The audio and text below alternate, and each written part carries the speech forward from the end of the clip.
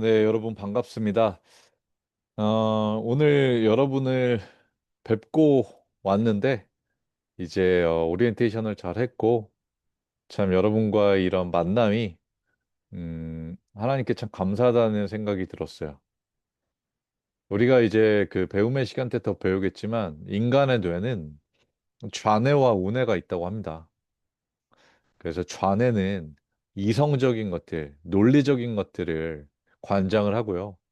운에는 감성적인 것들, 의사소통적인 것들, 관계적인 것들을 관장을 한다고 해요. 두 뇌 사이에는 뇌량이 있어서요. 이 두 개의 뇌를 잘 연결해 준다고 합니다. 하나님이 뇌를 지으신 분이잖아요. 그죠? 좌뇌를 지으시고, 우뇌를 지으시고. 그랬을 때 우리 인간은요, 그런 정서적인 부분과 이성적인 부분을 모두 잘 활용해야 된다고 생각합니다. 이 오프라인에서는 우리가 감정적인 부분들, 또 소통적인 부분들을 조금 더 다룬다면, 이 온라인 부분에서는 성경적인 관점들, 그 다음에 어떻게 보면 이성에 조금 더 호소하는 부분들을 배우면서 그 균형을 맞추어 나가고자 합니다. 지난 시간에 어, 제이 아담스에 대해서 오리엔테이션을 조금 진행했는데, 이제 아담스의 소개를 했잖아요. 제가 이제 올려드린 것처럼 우리는 이 책을 앞으로 그 분량을 읽고요. 그리고 그 분량을 읽으시면서 질문을 두 개 정도 만들어서 저희가 토론하는 시간을 가지면 좋을 것 같습니다. 우선 서론을 보시면요. 어, 아담스가 왜 이 상담학에 대해서 그 관심을 갖게 되었는지가 이야기가 나오죠. 지난번에도 언급을 했지만 한 남자가 찾아왔는데 그 남자를 제대로 도와주지 못하고 돌려보냈는데 그 남자가 극단적인 선택을 하면서 목회자로서 사역자로서 내가 그를 돕지 못했다라는 그런 마음 때문에 그런 마음 때문에 이제 아담스는 이렇게 상담학을 공부하게 된 겁니다. 어떻게 보면 이 아담스는 상담학을 공부하면서 이 당시에 팽배하게 어떻게 보면 문화적으로도 그렇고 사회적으로 장악했던 그 심리학이 어떤 부분들이 조금 단점이 있는지 이런 부분들을 좀 잘 살펴보려고 한 것 같아요. 그 당시에는 사실 질병 모델이라고 해서 어 우리가 지금 흔히 얘기하는 우울증, 뭐 공황장애, 불안장애 뭐 이런 어떤 그 질병이 그걸 이제 질병이라고 하지 않을 때였거든요. 근데 이제 그것들이 질병이라고 이름이 붙여지면서 사실 교회에서 많은 어려움을 겪은 게 죄의 문제가 어떻게 보면 희미해진 거예요. 그렇게 이제 아담스는 본 거예요. 그랬을 때 그 당시에 이제 많은 유행이던 프로이트의 이론이 죄의 부분을 약화시켰다라고 아담스는 본 관점을 이제 이렇게 설명하고 있는 거예요. 그러면 우리가 야고보서 5장 14장 16절에서 이런 그 성경 말씀이 있지 않습니까? 어떤 신체적인 질병을 낫게 하기 위해서는 약을 사용하는 것과 똑같이 죄를 고백하는 것이 중요하다. 그럼 이 어떤 문장과 이 어떤 성경 구절은 여러분한테 어떻게 들리세요? 극단적이지 않죠. 그렇죠? 신체적으로 회복시키기 위해서는 병원도 가야 되고 약도 먹어야 되고 그렇지만 또 여기서 중요하게 생각하는 게 뭐죠? 죄를 고백하는 것. 그러니까 죄가 어떤 병의 원인이 될 수 있다는 것도 얘기를 하는 거죠. 근데 현대 심리학은 질병을 강조하면서 이 어떤 죄에 대한 부분을 약화시켰다라고 아담스는 본 거예요. 우울증이나 신경증, 뭐 이런 부분들이 단순히 어떤 심리학적인 그냥 문제 때문에 내 어린 시절의 상처 때문에 생기는 원인들일까? 라고 질문을 한 거겠죠. 여러분은 어떻게 생각하세요? 이 부분을 우리가 조금 한번 그려보면서 이 시간을 지나가 볼 필요가 있어요. 그래서 아담스가 그 당시에 정신학을 깡그리째 무시한 게 아니라 정신병원에 이제 일을 하러 들어갑니다. 거기서 그 당시에 이제 유명했던 모러라는 심리학자를 만나서요. 이 심리학자의 상담 방법이나 치료 방법을 관찰하고 공부해 봐요. 근데 아이러니하게도 모러는 심리학 종사자였음에도 불구하고 정신의학의 시스템에 문제를 제기해요. 정신의학이 너무 많은 질병 모델을 만들므로써 많은 사람들이 질병 안으로 도망가고 있다 이렇게 보는 거예요. 그게 무슨 얘기냐면 우리가 어린 시절에 초등학교 뭐 학교 가기 싫으면 국민학교 시절이시죠. 학교 가기 싫으면 조금 아픈데 많이 아프다라고 얘가 학교 안 가고 이런 경우들이 있잖아요. 뭐 여러분은 없으실 수도 있겠지만 많은 친구들이 그런 경험들이 있을 거예요. 그러니까 어떻게 보면 인간은 성경적인 관점에서는 회피하는 존재들이라는 거예요. 우리가 어, 창세기에서 에덴에서도 아담과 하와가 죄를 범죄했을 때 주님을 피하잖아요. 그때부터 어떻게 보면 죄로 인해서 우리는 진리를 외면하잖아요. 회피하잖아요. 그러니까 인간은 그런 회피성을 가진 존재인데 정신병의 이름을 이렇게 많이 나열해서 줌으로써 충분히 인간은 자기가 정신병이 아님에도 불구하고 그런 증상 뒤로 숨을 수 있다라고 이 모러라는 사람이 본 거죠. 그래서 상담이라는 게 굉장히 책임 회피적으로 쓰일 수도 있다라고 보면서 이 모러는 정신병 환자라는 라벨이 붙은 사람들을 어떤 자기가 느끼고 있는 양심적인 고백을 하게 함으로써 책임을 지게 만드는 책임 강조적인 모델을 제시한 거예요.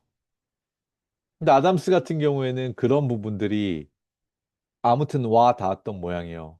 진정으로 죄는 다루지 않지만 그래도 죄책의 문제를 고백하게 하고 자기들이 회피하고 있는 문제를 직면하게 하고 책임지게 하는 모델이 어떻게 보면 굉장히 획기적이라고 본 거죠. 그렇지만 그게 성경적이다라고 확신하진 않았어요, 아담스가. 그렇지만 기존의 정신병 모델보다 훨씬 낫다. 그럼 저것들을 어떻게 더 성경적인 모델로 끌고 가볼까? 이제 이렇게 보고 이 어떤 모로와의 일에서 그 성경적 상담에 대한 인사이트를 얻게 된 거예요. 그래서 모러는 의학적 모델이 책임감을 뺏어간다라고 주장을 하고 치료했던 의사예요. 심리학자예요. 음, 이 모습을 보고 아담스가 이렇게 생각을 했다고 해요. 아, 저 환자들은 질병으로 인한 환자가 아니고 죄로 인해서 저런 상태가 됐을 수도 있겠다라는 통찰이 온 거예요. 근데 우리가 이쪽에서 균형을 잡아야 될 것은 이런 죄라는 부분에 대한 통찰력을 갖는 건 중요하지만 또 너무 죄라는 안경을 써서 모든 사람들의 어떤 문제가 죄 때문이다라고 보면 안 되겠지만 그렇지만 반드시 필요한 크리스찬으로서의 관점이겠죠. 왜냐하면 인간은 누가 만드셨죠? 하나님이 만드셨죠. 어떻게 만드셨죠? 하나님의 형상으로 만드셨죠. 인간이 태어나면서부터 죄에 대해서 자유로울 수 있나요? 죄인으로 태어나죠. 근데 예수 그리스도를 말미암아 의인이라고 칭함을 받고 성령이 내주하심으로 이제 죄가 주인이 아니라 성령이 주인이 되시고 그때부터 부활이 시작되고 사망하면 우리가 새 몸을 입고 새 육체를 입고 부활해서 영생에 들어가죠.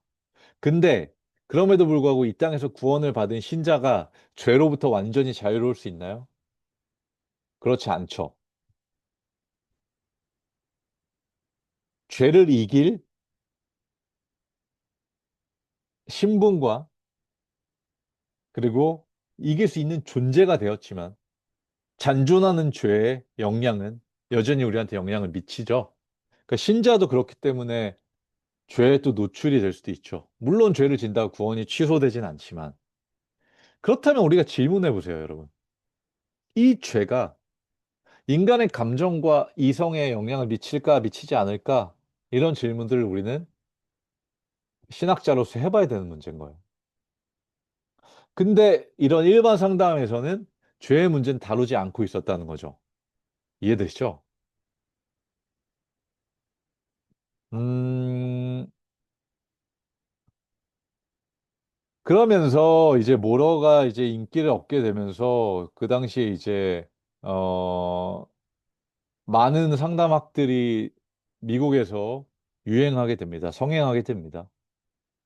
특히 프로이트 이론을 쓰는 사람이 많았어요. 프로이트 이론을 쓰는 사람이 많았고, 어떻게 보면 이 프로이트가 책임에 대해서는 굉장히 회피하게 한다라고 제이 아담스가 이야기하면서 프로이트를 많이 이제 비난을 합니다. 그러니까 어떤 식으로 조금 비판적으로 보는지 우리가 좀 살펴볼 거예요. 그리고 제이 아담스는 이런 질문 던져요. 이렇게 심리학이 많이 성행하고 유행하게 된 이 미국, 당시의 미국이 범죄는 사라졌는가? 많은 사람들이 어떤 인성적으로나 실질적으로 선한 영향을 미치는가? 그렇지 않은 것 같다. 그리고 프로이트의 어떤 이론과 이 어떤 상담 방법이 굉장히 유행하면서, 과연 그게 정말 근데 치료 효과가 있어? 라는 질문을 하는 거예요. 이 당시에 이제 33쪽을 보면, 어, 미국엔 뭐 1800명, 프랑스에는 484명, 이태리엔 1000명, 막 이런 인원들이 어떤 정신적인 치료를 하기 위해서 뭐 돈을 엄청나게 많이 쓰면서 주에 세 번씩 가고 했는데 퍼센테이지적으로 치료 효과가 있냐라고 했을 때 그렇지 않다. 약간의 차도가 보이는 정도였는데 그 차도는 니네가 심리치료 받지 않았어도 어디 여행 다니거나 사람을 만나서 맛있는 걸 먹거나 교제하거나 교회에 갔어도 일어나는 그런 퍼센테이지라고 본 거예요. 그런 퍼센테이지를 가지고 어떻게 그런 과장된 신념을 신봉할 수 있냐. 그러면서 프로이드의 주된 업적이 미국 사회에서 책임감을 제거했다. 이제 이렇게 이야기한 거죠. 그러면서 책임감의 제거뿐만이 아니라 정신과 의사들에게 정신병 모델을 선사해주고 질병적인 모델을 선사해줘서 죄를 인간에게 죄라는 측면을 완전히 가리게 사라지게 죄를 다루지 않게 했다. 이제 이런 어떤 견해를 제시하는 거예요. 사람들은 이제 더 이상 그런 것 때문에 책임을 지지 않는다.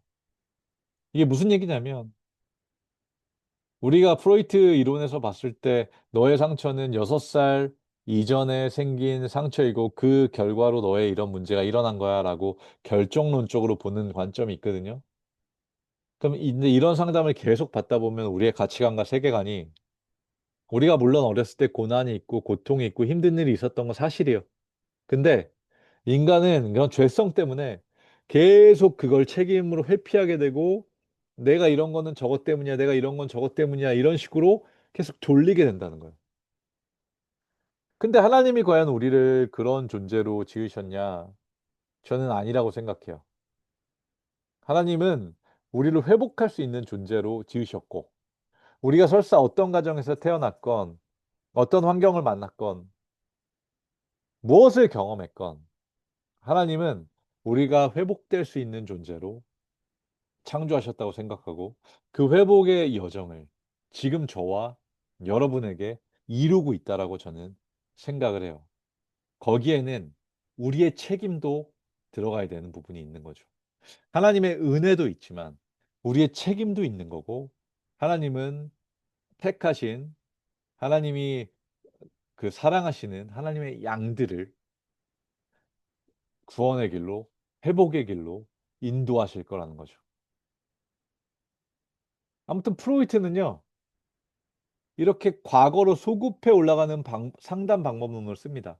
이때부터 수많은 상담자들이 과거를 다루는 상담으로 갔다고 해도 과언이 아닐 거예요. 프로이트는 이렇게 상당히 많은 영향을 미치게 돼요. 상담사들에게도. 물론 저는 어떤 면에서, 어, 지금 어떤 정신의학이나 심리학이 필요 없다라고 보지 않아요. 충분히 일반 은총적인 면에서 좋은 역할을 하고 있는 부분들이 있다고 봐요. 그래서 우리가 균형을 잡아야 되는 거예요. 이런 제이 아담스 같이 그걸 비판적인 사고로 보는 사람도 필요한 거예요. 그거의 어떤 위험성도 우리가 놓치면 안 되는 거예요. 우리가 맹목적적으로 아까 제가 설명했듯이, 지난번에 설명했듯이 모든 과일을 씨앗까지 다 먹지 않는 거예요. 모든 영역엔 독소가 있는 거예요. 심지어 신학에도 그렇죠. 그러니까 모든 이론을 볼 때 우리가 좋은 것을 기를 수 있게 해달라고 하나님께 기도해야 되는 거예요. 그런 면에서 아담스는 이런 정신 분석이나 이런 의학 모델, 치료 모델이 책임을 회피했다라고 살펴보는 거예요. 39쪽에 이런 재밌는 시가 있는데 한번 이걸 읽어보세요. 프로이드의 상담 방법론이 어떤 식으로 책임을 회피했는지 여러분이 알 수 있을 거예요.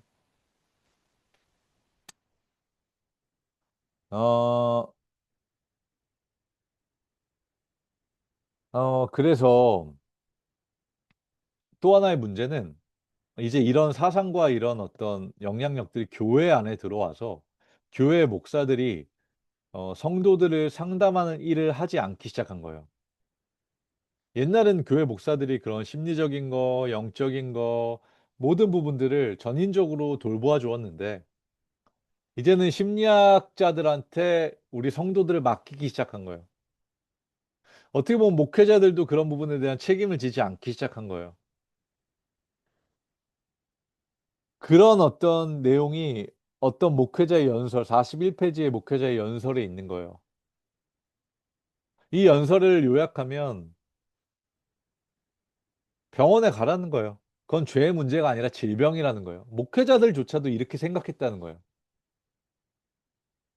이런 부분은 여러분 어떻게 생각하시나요? 우리가 목회자로서, 선교사로서, 사역자로서 우리가 져야 될 책임은 없을까요? 프로이트 이론을 간단하게 좀 쉽게 살펴보면요. 프로이트의 이론의 왼쪽 축에는 이드라는 게 있어요. 이건 욕망, 욕구적인 거예요. 원초적 욕구. 그리고 초자라는 게 있어요. 이건 양심인 거예요. 근데 초자가 센 사람들이 이 원초적 욕구를 죄책감 같은 것 때문에 막 자기 마음대로 못 살잖아요. 이걸 눌러놨기 때문에 이 자아가 병들었다고 얘기하는 거예요. 그러니까 프로이트 학파 이론은 쉽게 이런 식으로 설명할 수 있는 거예요. 쾌락이 있고 원시적 욕구가 있고 그다음에 도덕적인 어떤 양심이 있고 이 도덕적인 양심이 센 사람이 이 욕구를 눌러놨을 때 신경증이 생긴다. 그리고 이 눌린 어떤 부분 때문에 죄책감이 생긴다. 그러니까 실제로 프로이트 이론에서 죄를 다루는 게 아니라 이런 심리학적인 죄책감 정도만 다루고 있는 거예요. 도덕적인 어떤 죄책감이라고도 하죠. 근데 이거는 성경에서 얘기하는 죄랑은 또 분명히 다른 거예요. 질적으로 다른 거예요. 그랬을 때 지금 우리가 받고 있는 상담 이론들이 죄에 대해서는 상당히 간과하고 있는 건 사실이에요. 한번 여러분 생각해 보시길 바래요.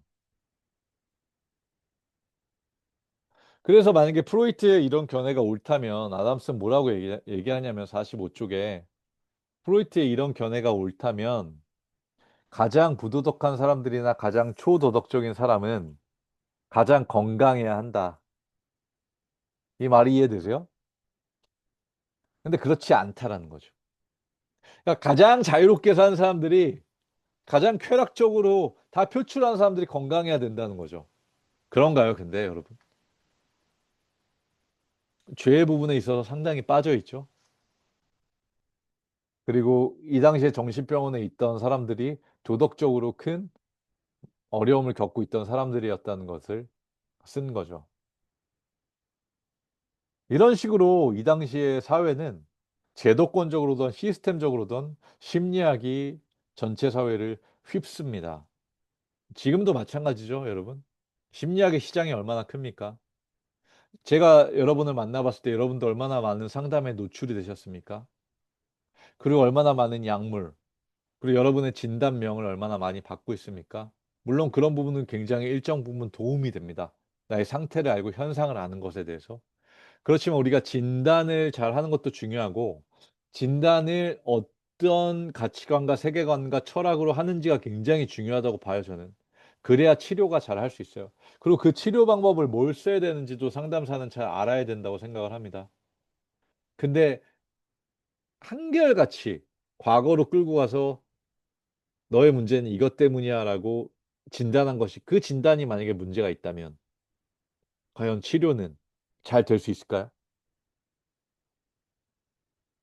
그리고 많은 심리학자들이 감정적인 통풍만을 중요하게 생각하거든요. 그게 무슨 얘기냐면 너가 상담실에 가서 울면 나을 거야. 감정을 많이 표출하면 회복될 거야. 물론 맞는 말이기도 해요. 다윗도 시편에서 하나님한테 굉장히 많이 호소했고 감정을 토로했고요. 그리고 공감적인 것들은 새로운 관계 회복에 있어서 굉장히 중요하죠.